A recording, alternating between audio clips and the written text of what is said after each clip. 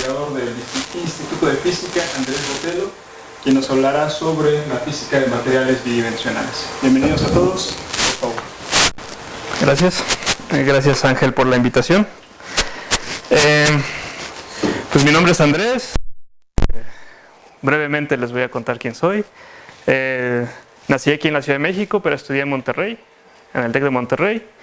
Hice el doctorado en San Luis Potosí, en el Instituto Potosino de Investigación Científica y Tecnológica. Y luego tuve la oportunidad de hacer un par de postdoctorados en Bélgica, en Lovaina la Nueva, y otro en Cambridge, en la Universidad de Cambridge, en Inglaterra. Entonces, pues yo les voy a hablar un poco sobre la física de materiales bidimensionales. La estructura de la plática es más o menos la siguiente. Voy a empezar hablando un poco sobre a qué me refiero con materiales bidimensionales, un poco de historia y de nomenclatura.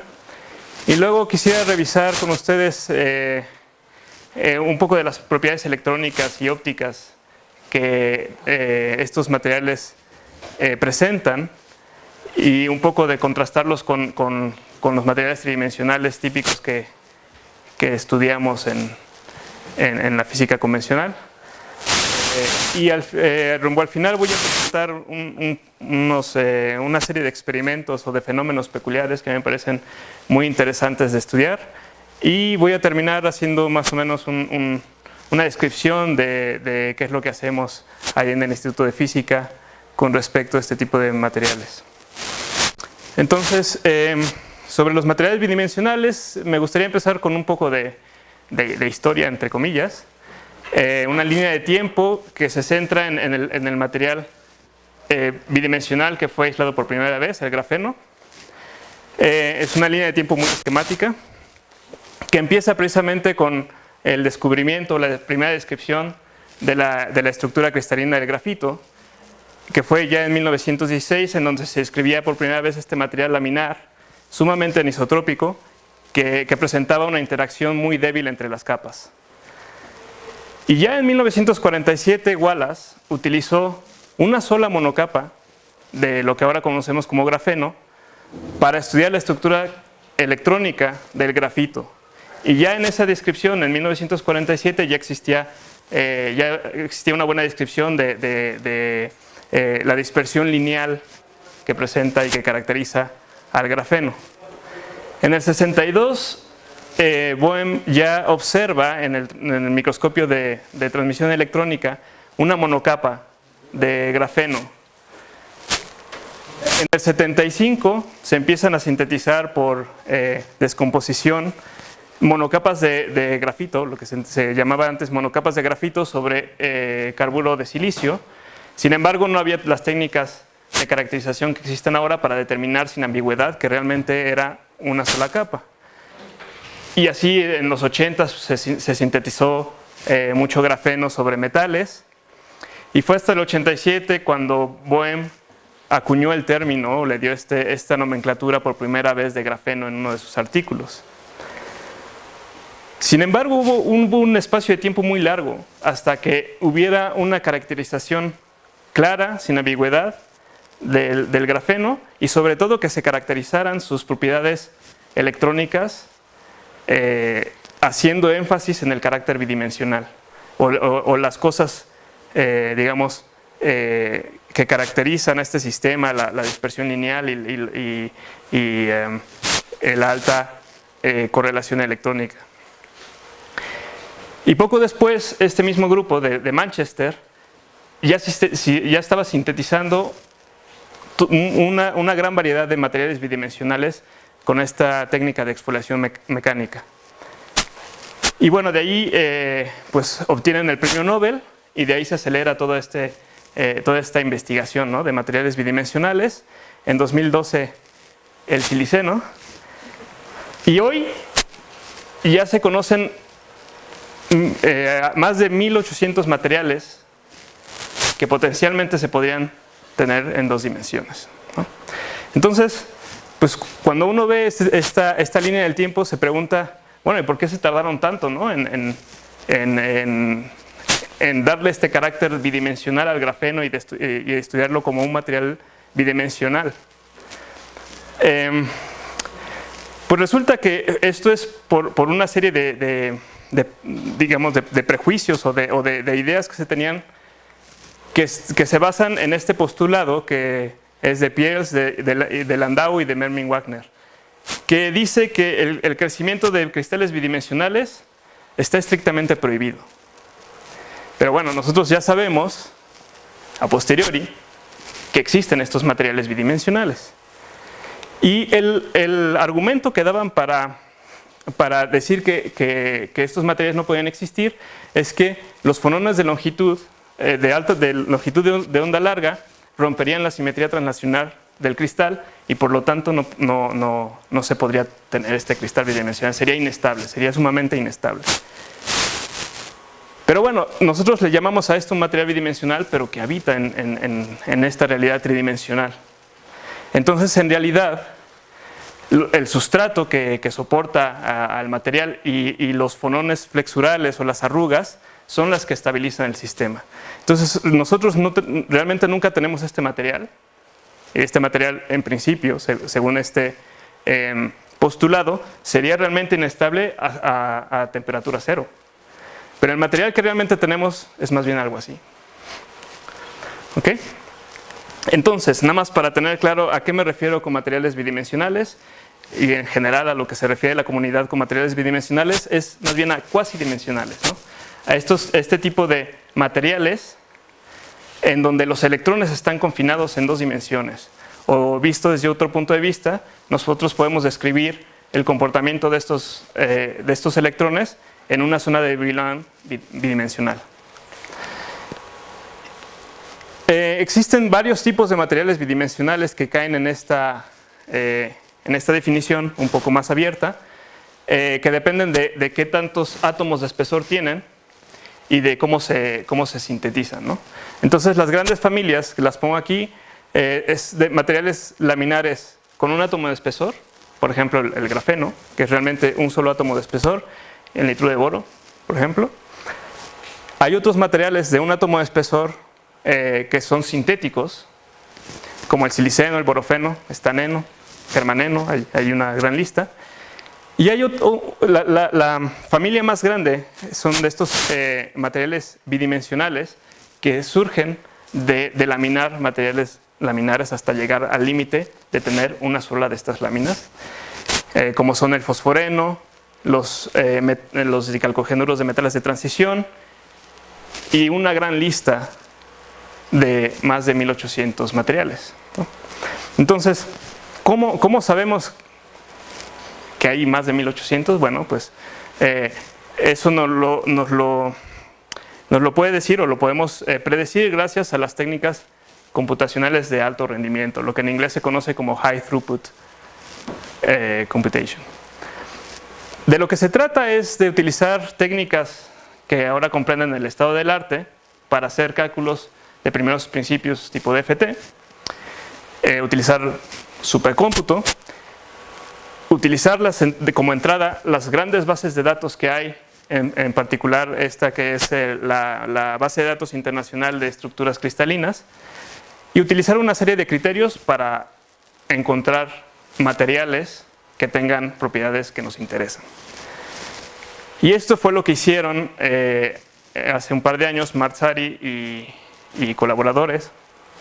Entonces ellos tomaron esta base de datos que comprende casi 110.000 materiales, utilizaron una serie de algoritmos de selección para ver cuáles eran los materiales laminares dentro de esta gran base de datos, y luego clasificaron estos materiales con base en energía de exfoliación, su carácter electrónico, si son metales, semiconductores, si son semiconductores, cuál es la magnitud de la brecha prohibida, cuál es su simetría, etcétera, etcétera.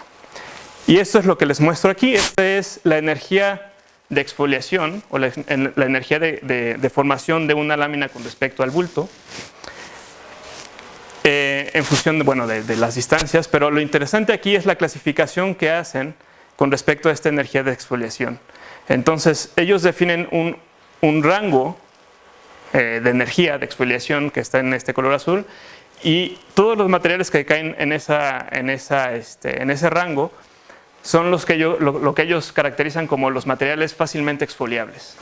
Es decir, que al igual que el grafito o la mica, uno puede tomar una cinta de Scotch tape o de Durex, como le decimos aquí, y empezar a exfoliarlo hasta llegar a una sola capa, que es como obtuvieron el grafeno por primera vez.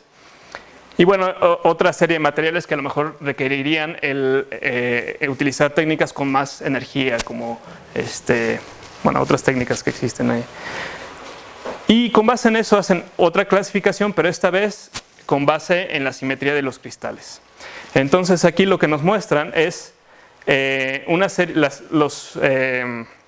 las estructuras más comunes de estos materiales fácilmente exfoliables. Entonces, por ejemplo, aquí vemos que hay 67 de estos materiales que tienen esta simetría, P-3M1, esta forma o esta composición, y cuyo prototipo ellos determinaron que iba a ser este yoduro de cadmio. Entonces, todos estos forman parte de lo que les decía que son los materiales bidimensionales laminares, que son de más de un átomo de espesor. Sin embargo, cuando uno estudia sus propiedades electrónicas, bueno, pues uno tiene que recurrir a una zona de Brillouin bidimensional. Bueno, ¿y por qué tanto interés por los materiales bidimensionales? Bueno, la respuesta la dio este señor, Richard Feynman, ya en su plática muy conocida en 1959, que decía que hay mucho espacio en el fondo, ¿no? Aquí está mi traducción al español. Lo interesante es que él en su plática ya estaba hablando de materiales laminares. Entonces él se preguntaba qué podríamos hacer si tuviéramos los materiales laminares adecuados y si los empezáramos a mezclar con precisión atómica. ¿Qué propiedades tendrían? Y bueno, aquí subrayo que él dice, sería muy interesante estudiar estas estructuras teóricamente, ¿no? Entonces, bueno, esta es un poco la idea que tenemos en la comunidad de materiales bidimensionales, estudiar qué pasaría si utilizamos una serie de materiales laminares y los empezamos a mezclar. Y bueno, este es un poco un resumen de la idea que se tiene. Uno tiene una serie de materiales bidimensionales distintos, son fácilmente exfoliables, entonces uno los puede mezclar. Lo interesante es que estos materiales son pura superficie, entonces la interacción entre ellos está maximizada, ¿no? La interfaz entre ellos es completa.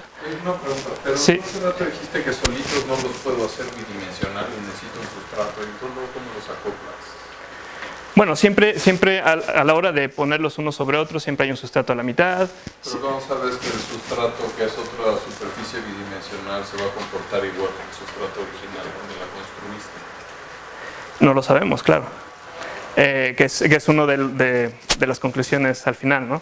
Pero ya llegaré a esto. Bueno, entonces, aparte de esto, pues es otra característica que define a los materiales bidimensionales, que también vamos a ver en un momento, es que tienen un apantallamiento dieléctrico sumamente anisotrópico. Y esto promueve la alta interacción electrón-electrón. Y hay diferentes grados de interacción entre las capas, ¿no? En general sabemos que la interacción entre las capas es débil, porque estos materiales se acoplan entre sí en el bulto a través de fuerzas de Van der Waals, que es una interacción débil, y se espera que entre ellos se acoplen más o menos también a través de interacciones débiles. Entonces, bueno, quiero discutir un poco las propiedades electrónicas en general de estos materiales bidimensionales. Y voy a empezar con la densidad de estados. Entonces, si uno agarra un libro como el Ashcroft-Mermin o uno de estado sólido, encuentra una definición de densidad de estados de este estilo. Y si uno considera una dispersión cuadrática como la de un electrón libre, entonces se encuentra que la densidad de estados depende bastante de la dimensionalidad del sistema. Entonces, para el caso 3D, pues tenemos este tipo de dispersión. Para el caso 2D tenemos este tipo de escalones con platós, ¿cómo? Con mesetas, gracias.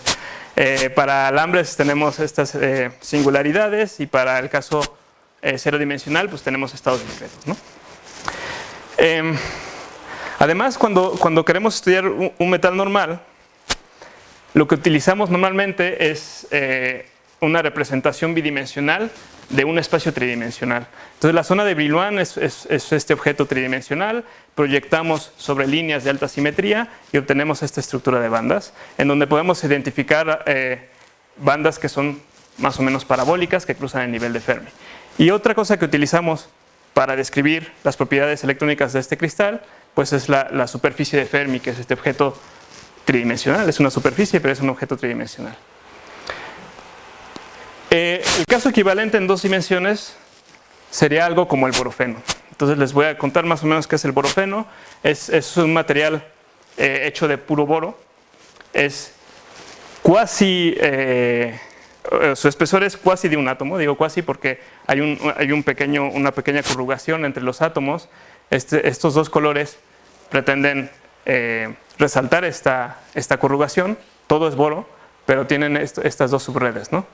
Tiene esta estructura que parecería una red triangular, pero debido a esta corrugación pues, hay un rompimiento de esa simetría. Y lo interesante es que su estructura de bandas ahora se tiene que estar representada en una zona de Brillouin bidimensional y presenta también, como en el caso de un metal tridimensional como el oro que les mencioné, estas bandas parabólicas que nos hace pensar en electrones libres en un metal ideal, ¿no? Sin embargo, ya no podemos hablar de una superficie de Fermi. Entonces, en este caso, pues estaríamos hablando de algo bidimensional, más bien de una línea de Fermi, ¿no? Aquí nada más quiero resaltar que se ven estas mesetas, ¿no? Que son características de la densidad de estados en dos dimensiones de electrones casi libres. Y en lugar de la superficie de Fermi tenemos algo como una línea de Fermi en un metal bidimensional, que aquí se está caracterizada por esta línea, en donde las curvas rojas, bueno, las superficies son las bandas en dos dimensiones. Y bueno, aquí podemos ver que los electrones pues tienen, en el nivel de Fermi, pues tienen algunos momentos que son prohibidos, otros que no, y así sucesivamente. El caso del grafeno es más bien particular. En el caso del grafeno, tenemos una estructura de bandas de este estilo, en donde este hexágono, que no sé si se ve muy claramente, pero este hexágono aquí es la zona de Brillouin, que corresponde a la estructura hexagonal. Y cerca del nivel de Fermi encontramos una dispersión lineal. Entonces, si hacemos un acercamiento cerca de los puntos de alta simetría, pues encontramos esta dispersión lineal. Y entonces uno puede estudiar la densidad de estados con base en esa aproximación. Ahora la dispersión tiene esta forma y esta sería la densidad de estados. Entonces aquí les muestro cómo la estructura de banda cerca de los puntos de alta simetría tienen ese carácter lineal y por lo tanto también la densidad de estados. Además, la estructura de bandas del grafeno pues, es sumamente dependiente de cómo puedan interaccionar distintas láminas, ¿no? Si uno empieza a apilar láminas de grafeno con la orientación natural del grafito, entonces uno encuentra toda una familia de características distintas en cuanto a la estructura electrónica. Como les decía, cerca de los puntos de alta simetría, donde está el nivel de Fermi, el grafeno tiene esta dispersión lineal. Si uno añade una capa más, entonces la dispersión ya no es lineal, ahora es cuadrática. Sigue siendo un semimetal, pero es cuadrática. Y bueno, si uno pone una tercera capa encima, entonces la dispersión cerca del nivel de Fermi, más bien cerca del nivel de Fermi tenemos un par de bandas que tienen esta dispersión lineal y otro par que tienen esta dispersión parabólica. Y bueno, en el caso del grafito, que es cuando el número de láminas es infinito, bueno, tenemos algo muy parecido al grafeno bicapa, aunque hay algunos detalles ahí. Sin embargo, si uno empieza a desalinear un poco estas capas y ya no utiliza el apilamiento natural del grafito, entonces también puede encontrar nuevas propiedades. Si consideramos la zona de Brillouin de las dos capas, entonces se vería algo así, ¿no? Tenemos una zona de Brillouin para una de las capas, digamos la roja, que la zona de Brillouin es la azul, y la naranja que corresponde a la negra. Esto lo podemos ver también aquí. Una de las zonas de Brillouin sería, digamos, la gris sólida y la gris punteada, y la zona de Brillouin del nuevo sistema acoplado sería este más pequeño, ¿no? En este caso la celda unitaria es más grande, la zona de Brillouin se hace más pequeña.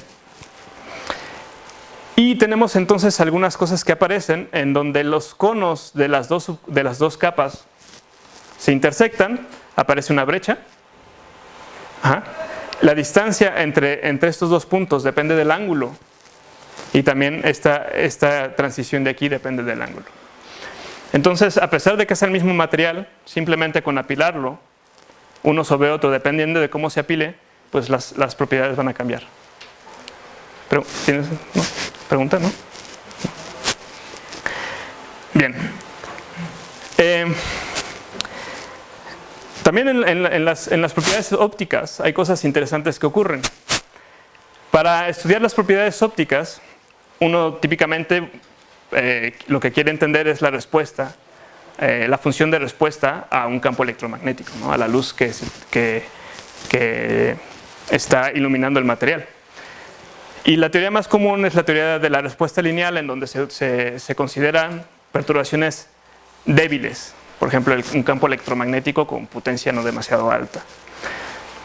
Y bueno, en el caso particular de la interacción con la luz, lo que uno quiere estudiar es la respuesta de la densidad electrónica a una perturbación de la densidad electrónica. Entonces uno quiere estudiar este objeto, que es pues la respuesta densidad-densidad, ¿no? En el caso del grafeno, si utilizamos este resultado de Pollini, este sería la expresión considerando nada más la parte lineal, o sea, muy cerca del nivel, relativamente cerca del nivel de Fermi, y en el caso local. ¿Para qué les pongo esto? Bueno, porque otra vez lo interesante, lo que uno puede medir es la absorción óptica, ¿no? En función de la frecuencia del láser o de la luz que está iluminando al sistema. Entonces, si uno pone este objeto aquí, hace el álgebra, se da cuenta que la absorción, o la parte real de la conductividad óptica, tiene esta forma.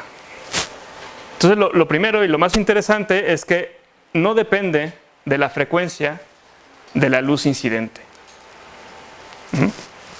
Es decir, que no importa si tú iluminas el grafeno con luz roja o luz verde, la absorción va a ser exactamente la misma. Y otra cosa más curiosa es que el factor que multiplica este pi es la constante fina de la electrodinámica cuántica, ¿no? Y esto sale nada más haciendo el álgebra. Entonces obtenemos que realmente la absorción óptica del grafeno es una constante. Y esa constante es más o menos el 2.3%. Entonces esto, si lo piensan, bueno, a mí me parece bastante sorprendente pensar que una capa de un átomo de espesor absorbe no solamente de manera constante en el espectro visible, sino que además absorbe 2.3% de la luz. Es muchísimo. Y esto es constante, o sea, esto es por capa, ¿no? Si uno pone 2 capas, entonces el doble, 3, 4 y así sucesivamente. Que es lo que se muestra aquí, ¿no? Además, el grafeno tiene otra característica interesante, que es que gracias a esta dispersión lineal, primero, a cualquier longitud de onda, pues se puede tener una transición, y por eso la absorción es constante, ¿no?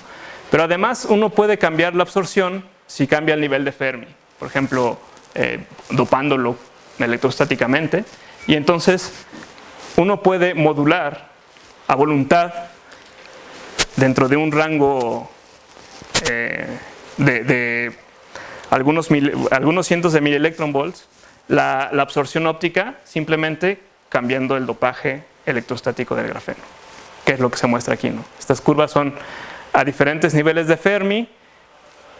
Bueno, a nivel de Fermi 0 uno tendría simplemente una línea y mientras cuando uno lo empieza a dopar, pues la absorción va cambiando. Esto no es lo normal en materiales bidimensionales, entonces les voy a poner aquí el ejemplo del borofeno. El metal que acabamos de ver es también un metal, entonces uno podría pensar, bueno, es un metal, pues absorbe, ¿no?, por todas partes, pero no. Como aquí pueden ver, a diferencia del grafeno, si uno ve solamente transiciones interbanda, es decir, que no cambian el momento, que por ejemplo como estas, pues no hay para cada energía, no hay transiciones interbanda posibles. Entonces, si uno considera solamente transiciones interbanda, pues uno obtiene realmente un gap de absorción bastante grande. De hecho, el borofeno, si uno considera solamente transiciones interbanda, sería transparente en el visible. Y aquí les pongo por referencia el caso del grafeno. Pero bueno, nosotros sabemos, bueno, si recuerdan un poco en el curso de estado sólido, los metales, el mecanismo de absorción de los metales no es transiciones interbanda, sino transiciones intrabanda, ¿no?, activadas por fonones que están, o por cualquier defecto, por dispersiones, que están descritas por el modelo de Drude, en donde el parámetro principal es este tiempo de vida de los electrones. Entonces aquí les muestro otra vez como referencia al grafeno en línea punteada y el caso del borofeno, ya tomando en cuenta las transiciones intrabanda debido a estas dispersiones para diferentes tiempos de vida del electrón, o dicho de otra manera, para diferentes concentraciones de defectos o fonones, lo que sea. Y la conclusión es que aún así, a menos de que nos vayamos a concentraciones muy altas de defectos, el borofeno va a seguir siendo un metal transparente en el visible. Hay otra peculiaridad de estos materiales en cuanto a las propiedades ópticas, y estas se dan sobre todo en el caso de los semiconductores. Como ya les adelanté al principio, pues estos materiales tienen un apantallamiento dieléctrico que es completamente anisotrópico. Entonces aquí estos esquemas lo que muestran es las líneas de campo entre un electrón y un agujero, ¿no?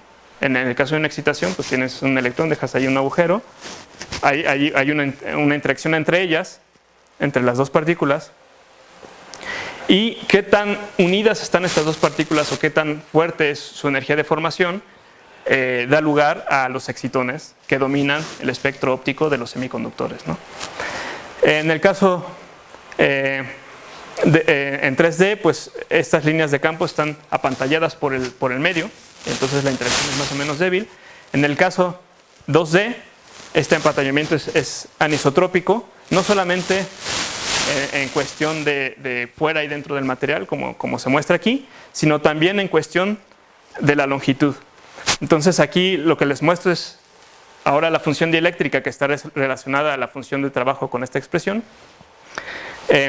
perdón, a la función respuesta por esta expresión, y lo que les muestro es cómo cambia en función de la distancia entre las dos partículas. Entonces aquí como pueden ver, a muy corto alcance el apantallamiento es malo. En un mediano alcance el apantallamiento es relativamente bueno, y a largo alcance vuelve a ser muy malo, ¿no? Este es en espacio real. También lo podemos ver aquí en espacio recíproco, en donde digamos en el límite infinito el apantallamiento es cero. Bueno, no es cero, es igual al tenerlo en vacío. Y esto, bueno, pues da lugar a este tipo de excitones que tienen unas energías de formación muy altas. Y eso se une al otro fenómeno que existe en el caso de, por ejemplo, los decalcogenuros de metales de transición, en los cuales hay una transición de carácter electrónico entre el bulto, cuando tienes todas las láminas apiladas, y la monocapa. Y esa transición es debido a que hay un cambio del tipo de brecha indirecta a una brecha directa. Entonces esto, junto con esta interacción fuerte entre el electrón y el agujero que se deja detrás, esta energía de cohesión alta de los excitones, pues crea un cambio muy radical en la respuesta óptica.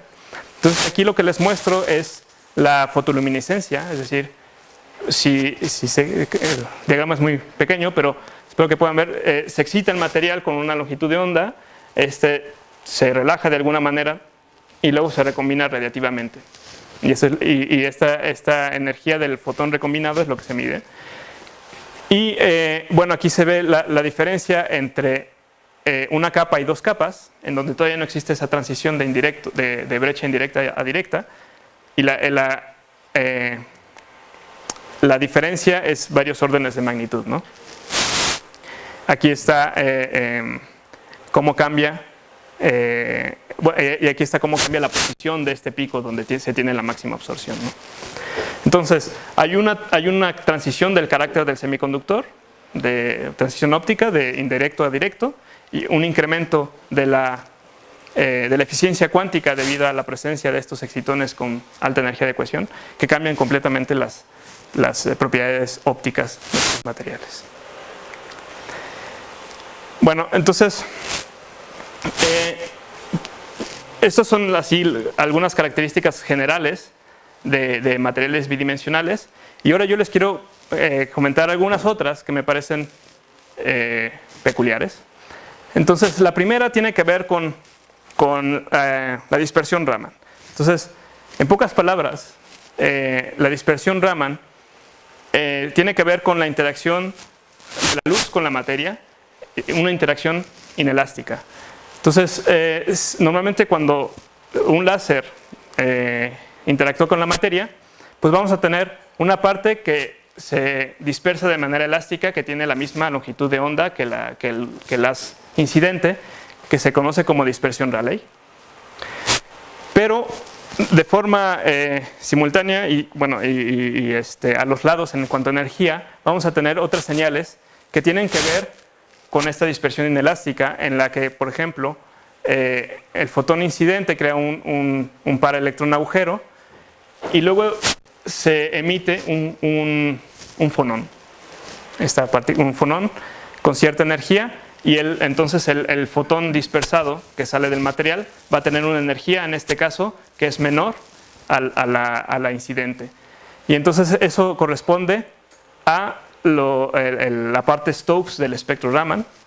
Y si en cambio tenemos que un fonón que ya estaba en el sistema es absorbido por la luz, y la energía del fotón dispersado es más alta que del fotón incidente, entonces tenemos la parte anti-Stokes. Y esto en general es el fenómeno de dispersión Raman, que estos, en este caso yo estoy hablando de fonones, pero en realidad esto es verdad con cualquier tipo de excitación que se pueda, o cualquier tipo de cuasipartícula que se pueda excitar en el material, que cumpla con las dos reglas de selección Raman, que es que la excitación en sí produzca un cambio en la polarizabilidad del sistema, que tiene que ver con la simetría de la excitación. En este caso tendría que ver con la simetría de cómo los átomos vibran entre sí, y que la suma vectorial del momento de todas estas cuasipartículas sea cero. Entonces, si se cumplen esas dos cosas, entonces va a haber una señal Raman. Entonces, yo aquí nada más me quiero enfocar en la parte de fonones, que es lo más común, digamos, de la espectroscopía Raman. Entonces, en el caso particular de los dicalcogenuros de metales de transición que tienen esta estructura, y aquí estoy viendo solamente una sección transversal, pues hay dos modos que son Raman, que son activos para la dispersión Raman, que es el A' y el E'. Y entonces lo que les voy a mostrar a continuación es, dada una frecuencia una frecuencia Stokes, vamos a seguir qué pasa si nosotros excitamos el material con diferentes longitudes de onda. Entonces, si uno toma, por ejemplo, la dispersión Rayleigh, entonces, y uno, que es la dispersión elástica, en donde no cambia la frecuencia, y uno cambia el láser, uno lo que estaría viendo es el espectro de absorción del material. ¿Está claro? Porque si no, no van a entender. ¿Sí? Si uno ve la Rayleigh, vería simplemente el espectro de absorción. Entonces vamos a hacer lo mismo, pero ahora fijándonos en uno de los picos que corresponden a los modos. Y bueno, este es lo que tenemos como resultado. Entonces aquí les pongo el espectro de absorción y este es el espectro de reflexión. En el caso del disulfuro de tungsteno, pues ese espectro está dominado por estos 3 picos. Si uno, otra vez lo repito porque sí, es importante, si uno hiciera el experimento enfocándose en la dispersión elástica, uno recuperaría exactamente el mismo espectro, pero lo que estamos viendo es la respuesta en una de las líneas que corresponde a la excitación de un fonón, o a la dispersión debida a un fonón dado. Y esto es lo que obtenemos para uno de los fonones y este para el otro de los fonones. Entonces aquí lo que vemos es que la respuesta de este tipo de fonón, que es el fonón que está fuera del plano, se parece mucho al espectro de absorción o de reflectancia, da igual. Sin embargo, el otro modo de vibración es muy distinto. Una pregunta, ¿por qué caen en la misma energía? Pues porque es donde hay un máximo de absorción, ¿no? O sea, la dispersión de la luz va a depender de cuánto pueda absorber el material.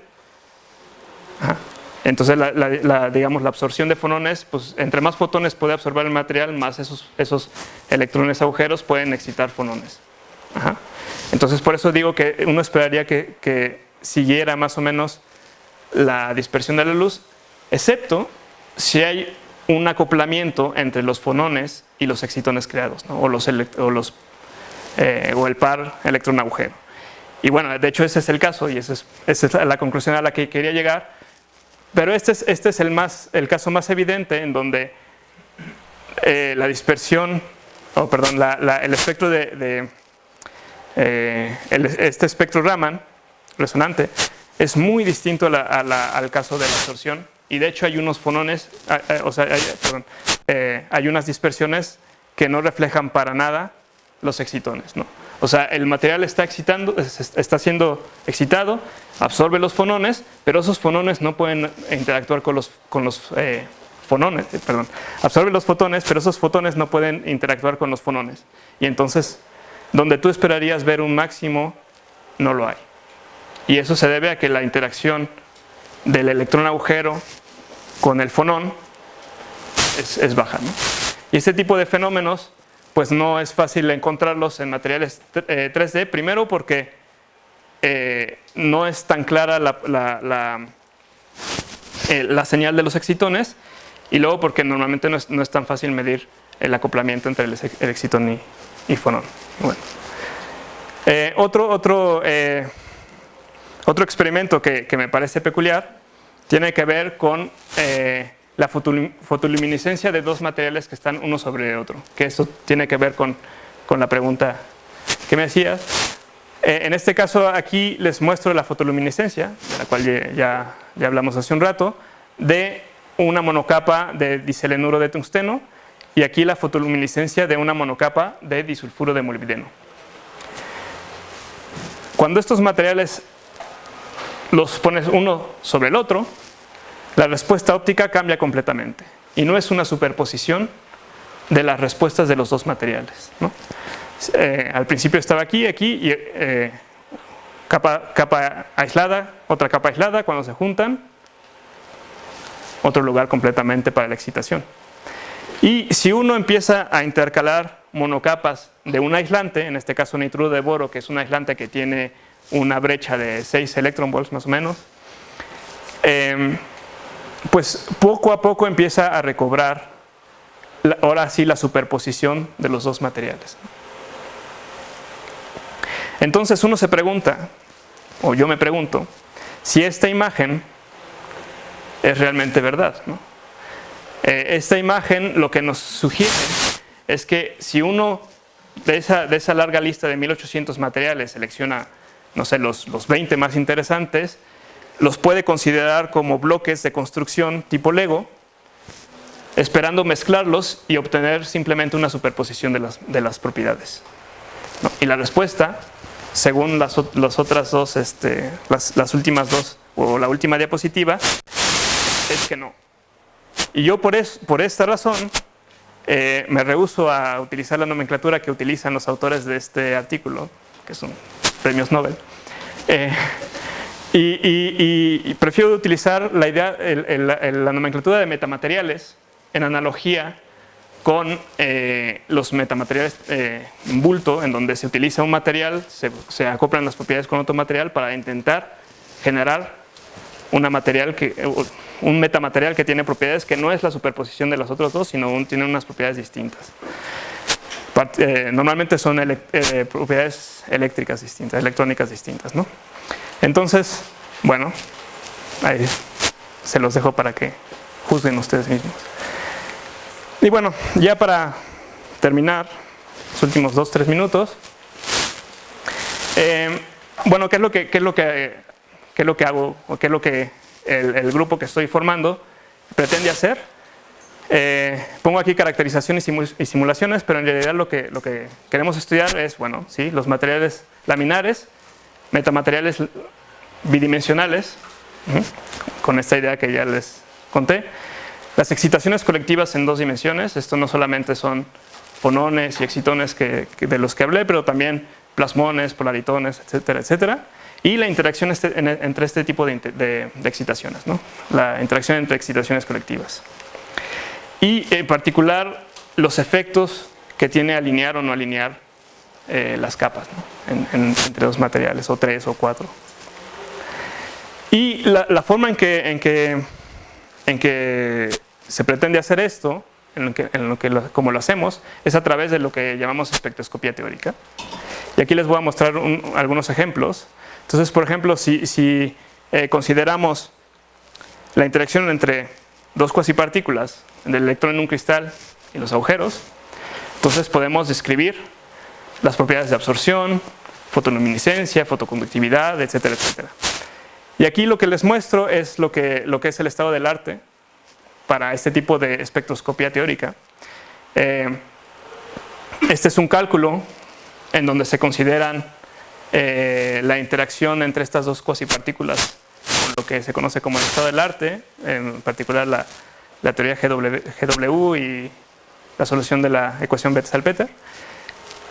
Y aquí está la comparación una vez que se toman en cuenta el tiempo de vida de estas cuasipartículas y la comparación con el experimento. Entonces aquí pueden ver los picos excitónicos o los excitones, la energía de los excitones, y este sería la absorción del bulto, ¿no? Sin ningún tipo de efecto excitónico.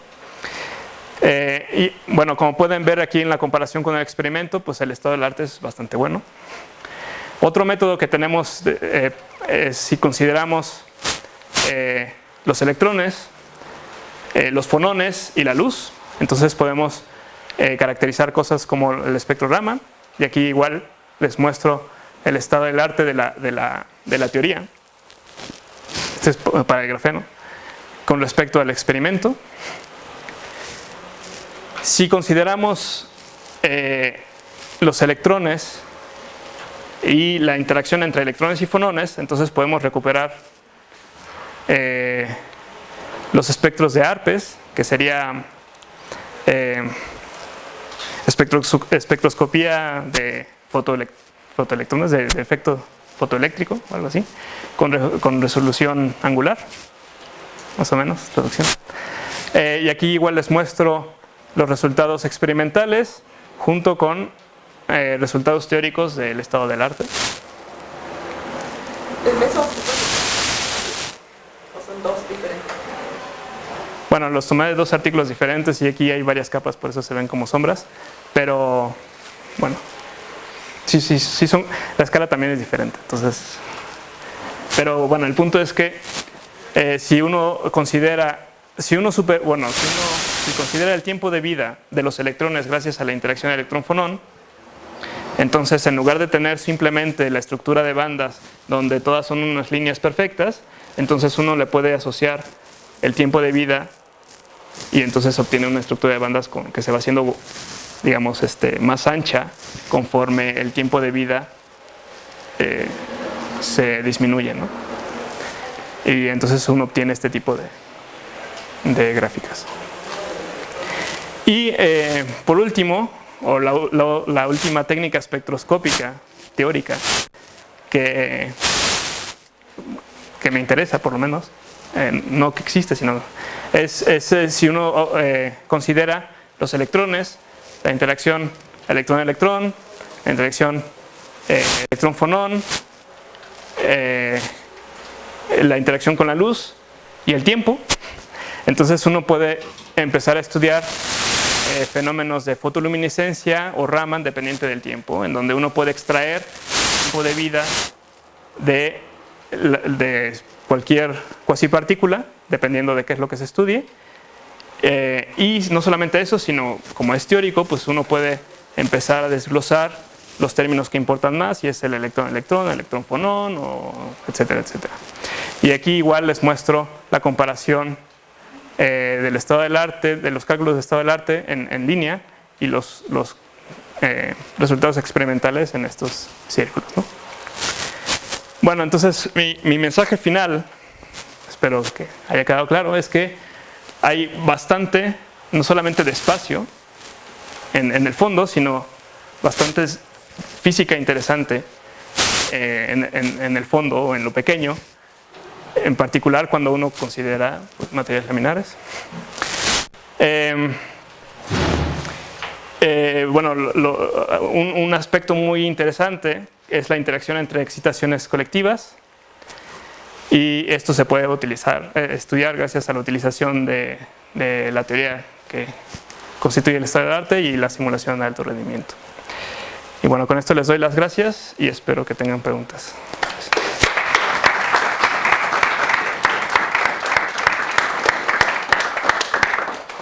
¿Preguntas? Mencionaste que la respuesta de dos materiales superpuestos no es la superposición de cada uno por separado, ¿no? Pero que hay, a medida que hacemos que se va pareciendo a la superposición. ¿Qué era eso que...? Ajá. Bueno, en este caso es de aislarlos, ¿no? Y la forma en que se aíslan es mediante la intercalación de un aislante eléctrico, que es el nitro de boro, en este caso. Entonces aquí esto es en función del número de capas que se intercalan entre los dos materiales. O sea, como si estuvieran prácticamente aislados, ¿no? Es que vas a obtener la superposición. Sí. Claro que, por ejemplo, cuando uno hace este tipo de medidas,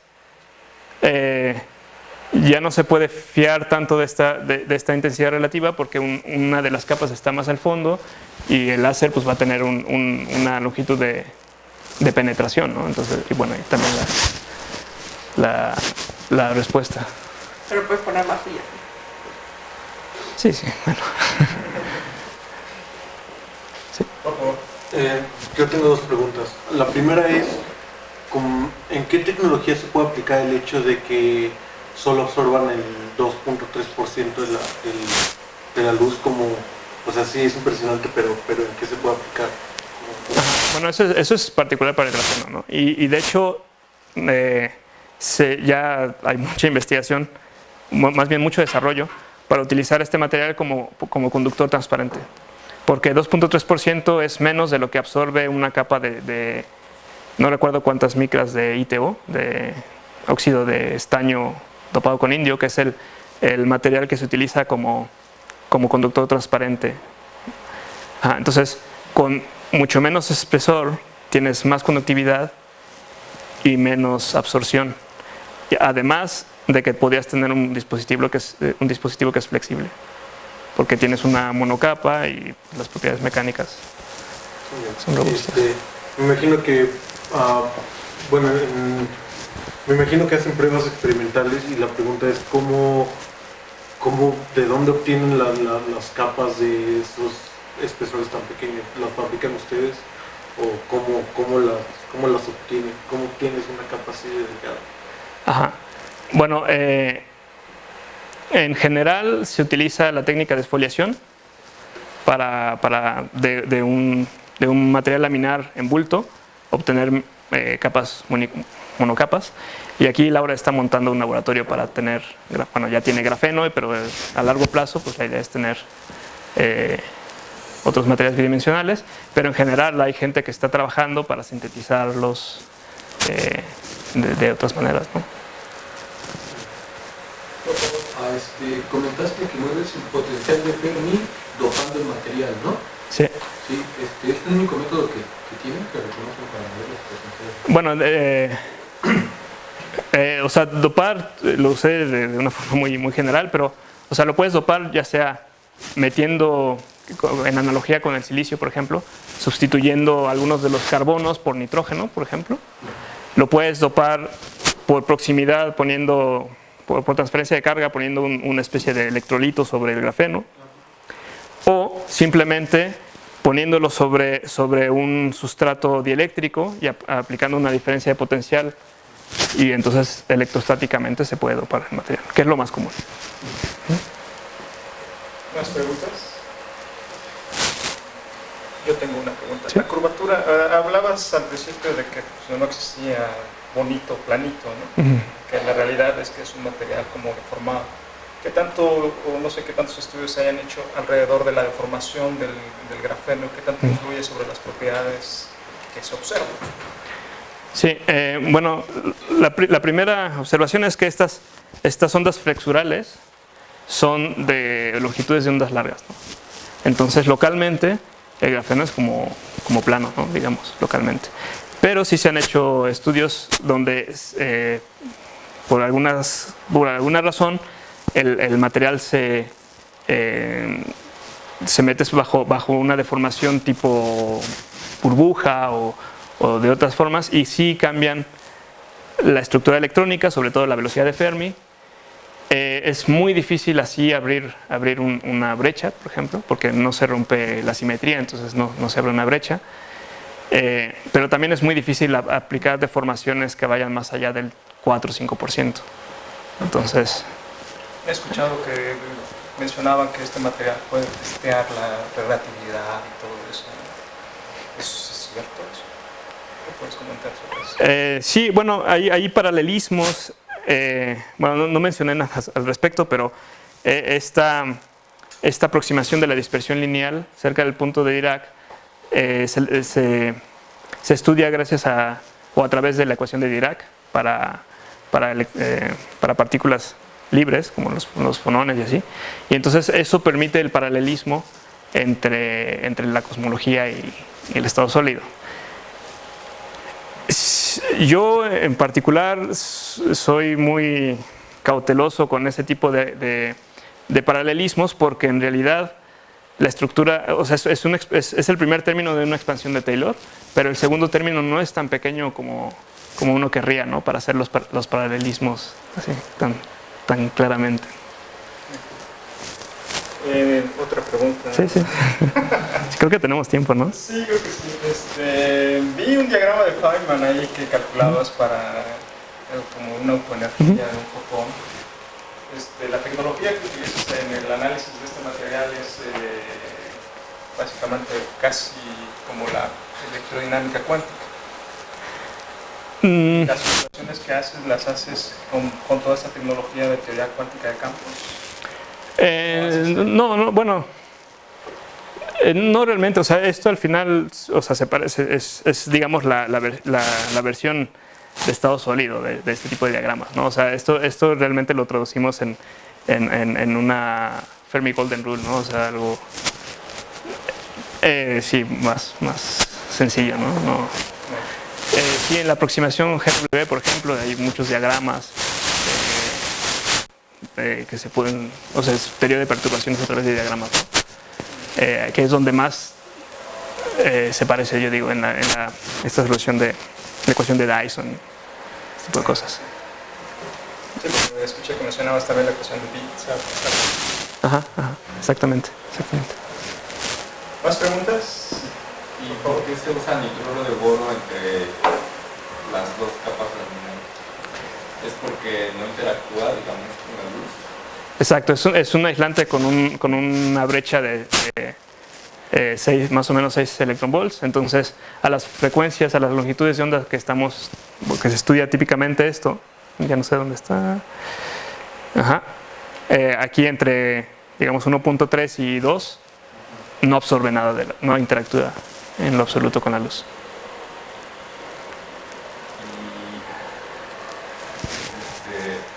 ¿Y hay algún modelo teórico que explique por qué no es la superposición de las propiedades? Sí, claro. Bueno, gracias a las simulaciones, pues lo que se ha hecho es, se hace la simulación, se encuentra el excitón, y luego, para saber cuál es la naturaleza del excitón, pues se proyecta la función de onda del excitón en el espacio real, en las capas, y entonces esto es algo que se le denomina un excitón intracapa, porque la función de onda está distribuida en las dos capas, ¿no? Entonces, y es puramente debido a que el hecho de que tú creas un par electrón agujero en un material afecta, o si tú pones un agujero en uno de los dos materiales, el electrón que está ligado a ese agujero va a estar en las dos capas, no solamente en uno. O sea, la interacción es suficiente, la interacción electrónica es suficiente como para estar interactuando entre las dos capas. ¿Más preguntas? Bueno, si no, le agradecemos a